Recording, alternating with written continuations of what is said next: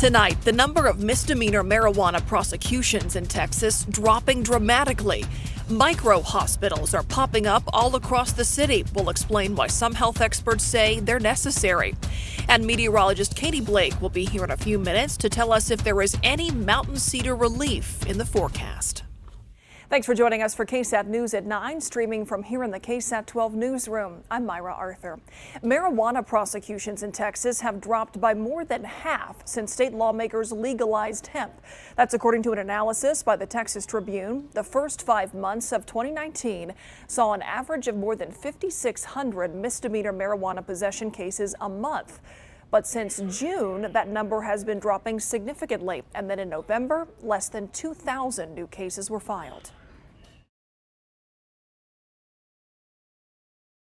6 months ago, Governor Greg Abbott signed a bill into law to legalize hemp.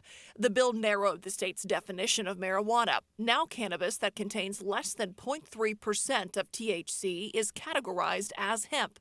The law caused some confusion, though, because of the lab testing needed to differentiate marijuana and hemp.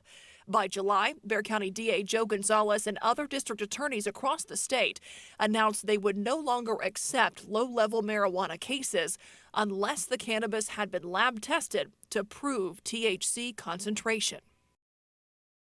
Have you ever heard of a micro hospital? They're smaller healthcare facilities that are said to provide care at a lower cost. That's according to the CEO of Baptist Health System. The 8th facility of its kind in San Antonio is opening up on the southwest side. Tiffany Huertas explains how these micro hospitals work and what they can do for you. I think the area needs it, definitely. The nearest hospital from here is quite far. So for the people that don't have their own personal vehicles, I think it'll be beneficial for them. Darlene Diaz has lived on the city's southwest side for 7 years. The nearest hospital is Southwest General, about 3.5 miles away from where she lives. She says one day her husband was riding his bicycle and was bitten by a dog. We took him to urgent care, but the nearest urgent care, we drove all the way to Military and Roosevelt for the Texas Med Clinic. In a few weeks, Diaz and other people in this community will have a closer option. Baptist Health System is opening a micro hospital, Baptist Emergency Hospital, near Couples Road and Highway 90. Micro hospitals are built in areas where there is a need, but not a big enough demand for a traditional hospital. They're open 24/7. They're tailored to the needs of that specific community. Another key difference between micro hospitals and traditional hospitals is size. Baptist Health System's micro hospital is about 20,000 square feet compared to its downtown building, which is about 580,000 square feet. Micro hospitals are good for minor emergencies, like if someone breaks a leg or if someone thinks they are having a heart attack.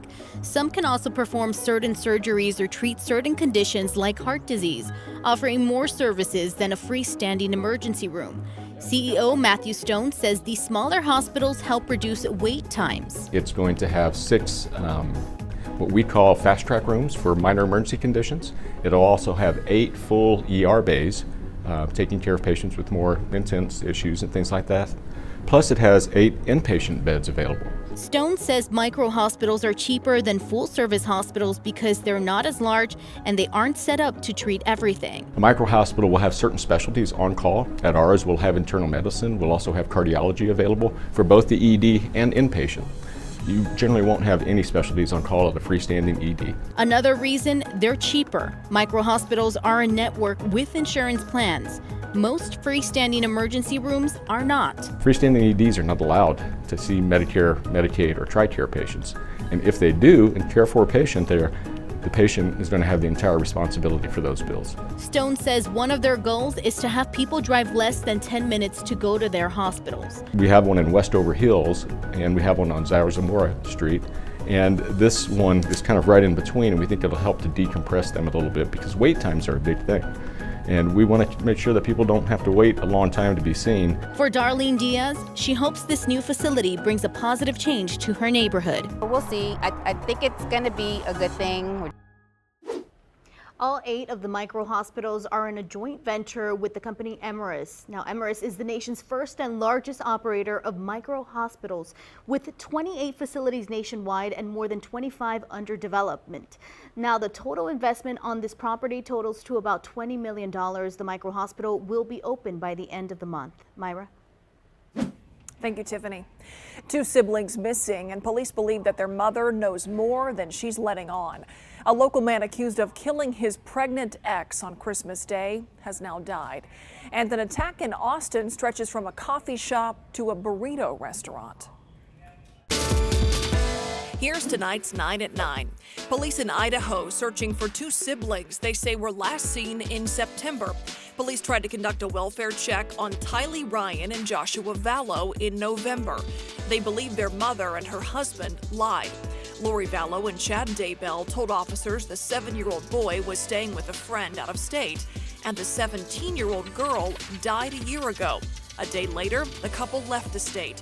Investigators are now looking into the deaths of the couple's former spouses. Vallow and Daybell's attorney issued a statement saying they are both loving parents and spouses, saying they look forward to, quote, addressing the allegations once they move past speculation and rumors. The local man accused of killing his ex-girlfriend on Christmas Day has died. Police say William Bales shot and killed Gabriela Rodriguez and then turned the gun on himself. He died from his injuries 3 days later. Police say Rodriguez was dropping off their kids at Bales' house when she was shot. She was 33 weeks pregnant. The baby did not survive. 1 killed and another hurt in a stabbing in Austin. Police say this all started at a coffee shop. When officers arrived, the suspect ran toward a nearby restaurant. That's where the stabbing happened. 1 man was pronounced dead there at the scene. But I feel, sad that everything ended the way that it did. The suspect ran away, got on top of a roof, and jumped. He was caught and taken to a hospital. Here at home, a man killed in a Southwest Side hit-and-run crash. San Antonio police are still trying to track down the driver. The man's body was found around 10 this morning along the northbound lanes of I-35 near Fisher Road. In Massachusetts, 3 people hospitalized after a sheet of flying ice crashes into a truck's windshield. Police say that ice came off a moving truck and smashed through the windshield of a pickup a man was driving with his family. That family is expected to be okay. The Utah Department of Transportation shared this video of a controlled avalanche. Crews used controlled explosives to avert the threat after some heavy snowfall in high-risk areas. A Las Vegas Uber driver given a $2,000 tip on New Year's Eve. The woman says she was driving a family down the strip, telling them her life story, when they offered her the unbelievable gift. OMG, this is not a joke. I did break down crying. The driver is now looking for that family so she can thank them. An Arkansas police officer steps in to help a couple suspected of shoplifting. The man and woman left their children in the car while police say they were caught stealing food inside a Walmart. The man was arrested, but the officer paid for the groceries and let the woman go home with her kids. A North Carolina man says a car accident left him with a traumatic brain injury and a new talent. 4 years ago, the man was stopped at an intersection when a driver hit him going 70 miles an hour. 4 months later, he woke up feeling lost. When I say I was completely estranged to my life, I felt like I was in somebody else's life and trapped. To cope, he started painting, something he says he could not do before. To read more about these stories, head to KSAT.com. You have probably felt it today. If you haven't, you've heard somebody complain about it. Mountain cedar is here. Katie Blake is here to explain why this year is the worst for mountain cedar sufferers. It seems like it's just been really, really bad. We've had some very high counts. Today's count actually was the 2nd highest count we've had so far this season. We've gotten up to 19,000. So head over to if you're ever wondering where you can find the pollen count, it's updated on our website each morning. So here it is, today's count. I know that's going to be really hard to see. 17,440 was the mountain cedar count today. We had gotten up to 19,000, I think it was last week. So not the highest, but definitely brutal. I felt it in my eyes today. Yeah. And especially if you're new to South Texas, you may be like, what is going on? So I put together a little explainer about what mountain cedar is, where it comes from, and why it can be so brutal this time of year. Check it out. All right, does this look familiar? Yeah, same here. Chances are you are one of the many South Texans that show and feel allergy symptoms, especially this time of year. What's the culprit? More than likely, it's mountain cedar. Now, the ironic thing about mountain cedar is that it doesn't come from mountain cedar trees. Rather, it comes from ash juniper trees, or if you want to be really fancy, throw a little Latin in there, Juniperus ashii trees. Either way, during the second half of the year, male ash juniper trees produce pollen, and beginning in December, this pollen can be shaken off of the trees by the wind, carried through the air, and for us, this can lead to symptoms like headache, sinus pressure, watery eyes, and overall, just a big feeling of blah. Okay. Now, a large concentration of juniper trees that produce this pollen can be found up in the hill country and central Texas. This is problematic for us because as cold fronts move through, especially in the winter, breezy and sometimes gusty north winds can kick in, and it carries all of that mountain cedar down to places like San Antonio.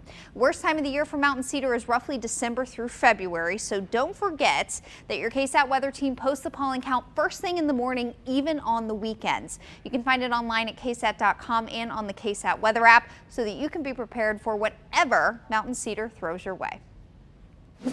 And good luck to all of us. From the mayor in District 1, now to District 2. Right now on our website, Councilwoman Jada Andrews Sullivan is sharing her 2020 goals. This is part of our series led by our City Hall reporter Garrett Berger. He's talking to San Antonio leaders about their New Year's resolutions, their goals for the upcoming year. The District 2 City Councilwoman says that one thing she wants to do is bring back pride to her district this year. You can watch that full conversation right now on our website at KSAT.com. We'll be back in just 1 minute.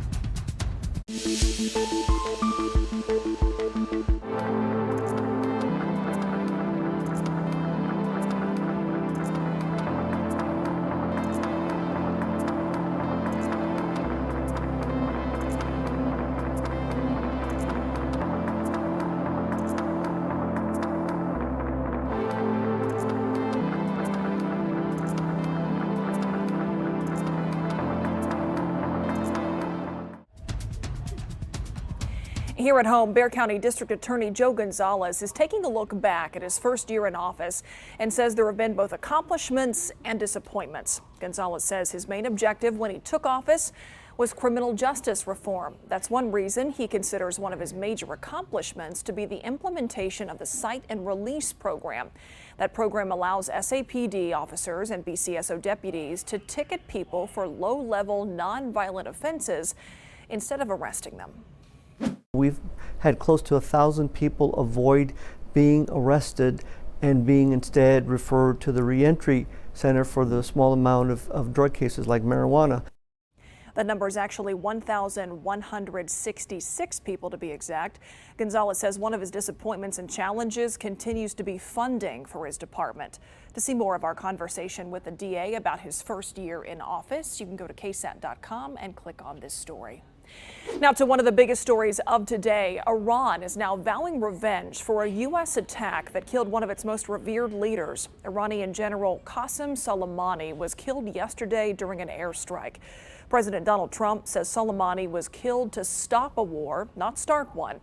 He says the general was planning terrorist attacks against American soldiers and diplomats. Iran has promised to retaliate. The U.S. is now sending 3,500 additional troops to the Middle East. Let's turn to our top stories tonight. A popular religious denomination could split this year over the issue of same-sex marriage. A group representing the United Methodist Church proposed spinning off the church. They suggested the new denomination would be called Traditionalist Methodist. This comes amid decades of fighting over whether the denomination should lift its ban on same-sex marriage and LGBT clergy. The United Methodist General Conference is slated to gather in Minneapolis in May. That's when the church is expected to consider this proposal. Abbreviating the year 2020 to just 20 may be a time saver on your checks and documents, but it could be a costly mistake. A Facebook post from a police department in Maine warns that doing so could open the door to fraud. They say dating documents or checks with 20 makes it easier for scammers to change the date. For example, someone could alter your 20 to say 2019 and then claim you're late on payments or not meeting an obligation. To be safe, just write out the full year. It's been a long week full of some big headlines, but there's one claim that's been making the rounds online that we want to fact check tonight. Let's take a look. A video of Democratic presidential candidate Joe Biden appears to show him making racist remarks. That video was viewed more than 1 million times on Twitter alone. In the clip, which is less than 20 seconds long, Biden says, quote, "Our culture is not imported from some African nation or some Asian nation," end quote. But here are the facts here. That video has been highly edited. It was taken from a more than hour-long speech. The Associated Press reports that a review of the full video shows that Biden was commenting on changing culture around violence against women. He was making a point that he believes violence against women dates back to English common law, saying in part, quote, "Folks, this is about changing the culture, our culture. It's not imported from some African nation or some Asian nation. It is our English jurisprudential culture, our European culture that says it is all right," end quote. Experts have been warning about the dangers of selectively edited videos being used as misinformation as a tactic ahead of the election. Welcome back, and thanks for joining us for KSAT's News at 9. All right, just a few minutes ago, we talked extensively about what mountain cedar is, why it can be so problematic, especially this time of year. So here's today's count, 17,440. I do think we'll be stuck with a pretty high count again tomorrow to start the weekend. We have had a pretty gusty northerly wind in place today, so that should keep the cedar count elevated on Saturday. So keep the tissues, allergy medicine very close as we get into the day tomorrow. On Sunday, that count still could be fairly high, but it should start to fall for the second half of the weekend as winds become lighter and even a bit more southerly. Otherwise, today was pretty pleasant, breezy at times, yes, but winds are starting to relax this evening, and we saw a lot of sunshine. We'll see more of that this weekend as well. Outside already getting quite cool. 51 at the airport in San Antonio, 53 up I-35 in New Braunfels. Off to the west, you guys already falling into the 40s there. 44 in Hondo, 45 up in Tarpley, and it is going to be a cold night across South Texas. We'll see temperatures fall into the mid to upper 30s for a lot of us through the overnight hours. So we'll start you off tomorrow morning, 36 degrees here in San Antonio, but clear skies all day long, so that sunshine, that solar radiation will really help to warm us up tomorrow. We'll go from 36 in the morning, near 70 in the afternoon with lighter west winds, just 5 to 10 miles per hour. But again, it's kind of the leftovers from today's brisk north winds that could keep that cedar count elevated into the day on Saturday. So the whole weekend looks great. We're going to see sunny skies tomorrow and then again on Sunday. So make plans outside. It is going to be a spectacular winter weekend for us here in South Texas. As we get into the day on Monday, we'll have some more high thin cirrus clouds filtering in from the south and from the west. That's ahead of a cool front that will move through pretty quickly late Monday night and early Tuesday. Unfortunately, this moves through, passes us by without a chance of rain. There will be better chances of rain over in far east Texas, even as close to us as Houston. But for us, this will be a dry, cool front moving through by early on Tuesday morning. That sets us up for a really nice Tuesday and Wednesday. By Thursday, we see a little bit of a moisture return in the form of cloud cover and also some stray showers. Looks like we have a slightly better chance of some showers toward the end of the week. So you'll notice some rain chances jumping into the forecast by Thursday into Friday. We definitely need more rain than that. So hopefully we can bump up these rain chances for you just a bit as we get closer to the end of next week. In the meantime, please enjoy the upcoming weekend. It is going to be spectacular. Some cold mornings, but really nice afternoons. Myra? All right. Thanks, Katie. An arrest made in the New Year's Day deaths of a father and a daughter. And a look at some of the high-profile cases playing out in Bexar County Court in the new year. RJ Marquez has the Week in 210.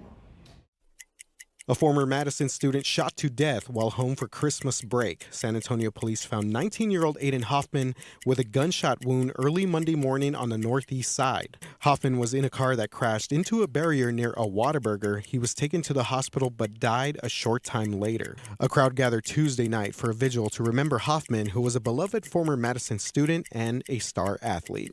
We've seen him in the halls. He always had a smile on his face. He's a positive mind. Like, his soul was pure. There was nothing evil about him. Hoffman was attending West Texas A&M University on a football scholarship. No arrest had been announced as of Friday. An 18-year-old arrested Thursday in connection with the early morning New Year's Day hit and run where a father and daughter died. Cesar Gonzalez is facing 2 counts of failure to stop and render aid. Police said Gonzalez was believed to have been leaving a party just after midnight when he slammed his truck into a van that was backing up on West Poplar Street. Jesus Aguilar Jr. and his 14-year-old daughter Christina died. A 1-year-old and 5-year-old who were also in the car suffered burns and were sent to the hospital. We're just heartbroken. We don't even have the words to say to the family as they're going through this. Detectives said Gonzalez left the scene and wanted his mom to report her truck stolen, but she called police. Several local high-profile court cases are scheduled to be tried in the first 2 months of this year. The trial of Anton Harris, the accused medical center rapist, and the trial of Otis McCain, the man accused of killing Detective Benjamin Marconi, are both set for this month. Next month, there are 2 more high-profile cases, including Nurse Janine Jones and Christopher Davila, the man accused in the death of baby King Jay. Some incredible videos captured the moment San Antonio rang in the new year. One view from KSAT's cameras caught the fireworks show at Hemisphere, but on the horizon you could see several fireworks being popped across the city, which is illegal. A little more than 1,000 calls were made to the fire department about fireworks being popped in the city. It was unclear if any citations, which has a fine of up to $2,000, were given. The Week in 210, just one of the series that we feature on KSAT News at 9. Tune in on Monday night for a little life advice with an all-new adulting hack. Let's find out what is trending today on KSAT.com with RJ Marquez. All right, Myra. We have of course, the NFL playoffs are coming up. Yes. We have all this drama going on with the Dallas Cowboys. But you know what? Forget all that, because we have got the biggest announcement in history. The Puppy Bowl is back. Yes. How excited are you about the Puppy Bowl? This is really the main event, there you go. Right? Yes. And we have a local competitor in this year's Puppy Bowl. Nice. Yes. A little Chihuahua. His name is Luca. He's going to be participating in this thing. I don't know if he's in Team Rough or Team Fluff. We got to figure this out. But yeah, we are very excited because Luca is going to be taking part in the Puppy Bowl. Oh, let the chips fall where they may. Yeah, RJ. trying to go for the Lombardi Trophy. The Lombardi Trophy. Yeah. This is yeah. There's a lot going on here. That is a cute dog. It is. It is. He's a really cute little Chihuahua. He was apparently picked up from San Antonio, so he's been at this Texas Rescue now, and yeah, a lot of people are pretty excited to see this little guy. So cool. Take the field. All right. Win it for us. So when is this happening? Luca. This happens right before, is that right? It happens, I think, during halftime. During of halftime. the game. Yes. Okay. Yeah. Okay. And whoever came up with this idea, God bless them. Give this person a raise. Genius. Genius. Yeah, Puppy Bowl. All the information you need to know is right here. Forget about those Dallas Cowboys. Who cares about them? Yeah. All right. Moving on here. White Castle. When you think of Valentine's Day, you must think of White Castle burgers. Please tell me what is going on with White Castle. I have heard so much discussion over here about White Castle today, and I have no idea what it's all about. Yeah, okay. The only thing I remember about White Castle is that Harold and Kumar movie. Yes. Remember that thing? Yes. Okay. Me too. They're I don't think I've ever apparently even doing eaten there. Yeah, they're apparently doing this like pop-up at HEB. Yeah, so for people that may be big White Castle fans, I'm not sure who you are. I've never met a person who's a White Castle fan. I don't know you. They're going to have this one of a kind pop-up experience at the HEB on Alamo Ranch. So if you've ever wanted to try White Castle, here's your chance on Valentine's Day. You even have to make a reservation. You have to make a reservation for the White Castle This is pop-up. These serious must stuff. be some serious sliders. Okay. I've never had this. Again, I've only heard stories of White Castle sliders being like one of the greatest things ever in history. Yeah. Okay. But, I'm not sure. Yeah, this will be interesting. This is our chance to find out. I don't know if I'm RJ. going to be setting this up for Valentine's Day. You think your wife would go for this White Castle reservation? Probably not. At an but, HEB on Valentine's Day? Not likely. Huh. So. Yeah. I tried to sell it as much as I could. There you go. But if you guys want more information on this, go to our website, KSAT.com. All right, we're sticking with the food theme here. Very proud to announce Texas Eats. That's right. This is coming up. Coming this up. is so exciting. Tomorrow, 10 a.m. is the debut of Texas Eats. 10 a.m. tomorrow. There you go. And for people that might not be familiar, this is, of course, SA Live's David Elder. He's going out. He's got the best job in the industry, trying all the foods possible. Yes. How does David manage to stay like in shape? I don't know. I have been on a shoot with him, and his job looked way better than mine. I was interviewing people. He was eating nachos. There you go. Yeah. So yeah, this is of course a spin-off from Elder Eats, which is still going to be every Thursday. So for people wondering if this is going to take the place of that, it is not. We're going to have Elder Eats, and now we're going to have Texas Eats as well. So this debuts at 10 a.m. So this is just Elder Eats becoming its own. Pretty much, Texas Eats. Yeah, and actually, Myra, we have a sneak peek of Texas Eats, and we want to show that to you guys right now.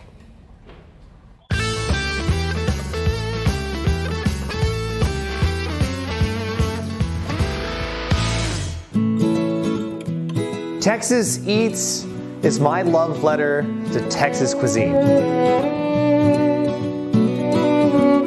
I grew up in California, so when we moved out here, you can imagine the things that are drastically different. The comfort food that's out here, the Southern cuisine.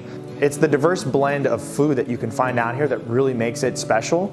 Every city has a story to tell, and that's our goal with this show, is to find out what that story is and really bring it to light using food as a vehicle to tell that story. From farms to restaurants to food trucks to grocery stores, anything you can think about when it comes to food, we are covering that in the show. One of my favorite things that we're going to be covering is barbecue. That's going to be a big one. It might even be multi-episode depending on how much we're going to get. But Texas barbecue, Texas chili, there's so many different topics, chicken fried steak that you can actually expand and talk about, because with people in different areas, it means different things. And that's another thing to touch on as well, is what does this particular item mean to you? What is the history behind it? How long have you been eating this? How long has your grandmother been making it? A big part of the show that's going to make it a lot different than a typical food show is we are going to be sharing these recipes with you at home so that you can follow along. Go online to our website, get these recipes, and you can cook them too. So you don't just watch the food here. You're actually able to go back, take this knowledge with you, and share it with your family. This show is meant to connect families and connect communities and connect cultures through food. I've been doing Elder Eats on SA Live for going on almost 4 years, and every year you find something new. You find a new place, you find an interesting story. Or you go to an old favorite, a classic place that the story is so timeless that every time you share it out or you talk about it, people are still excited to hear it. That's the kind of stuff that really just keeps me motivated to keep going forward and finding these stories and pursuing my passion for food. The Texas Eats story starts here in San Antonio. It expands out.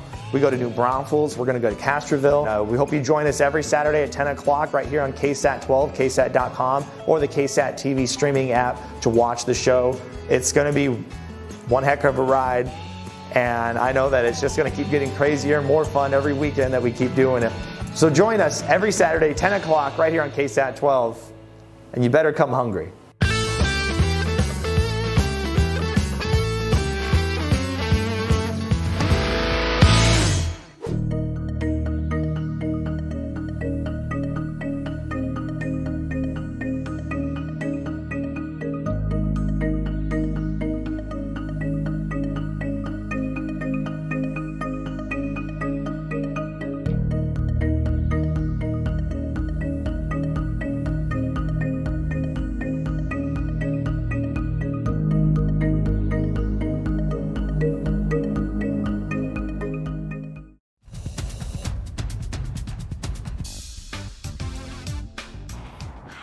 Friday. Happy 2020. First rooftop weather of the new decade.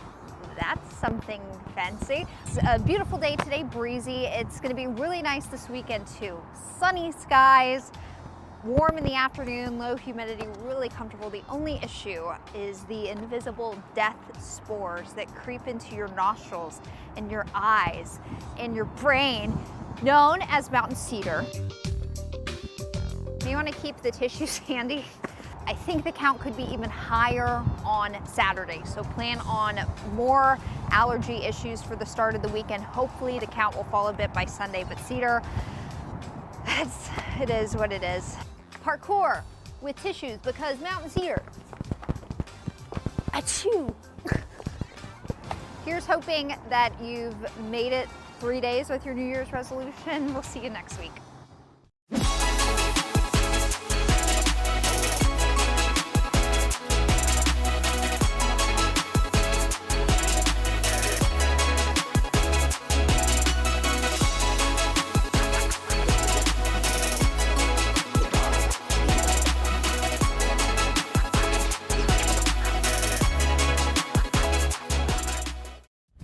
Thanks for watching KSAT News at 9. I'm Myra Arthur. Have a great weekend, and we'll see you right back here next week.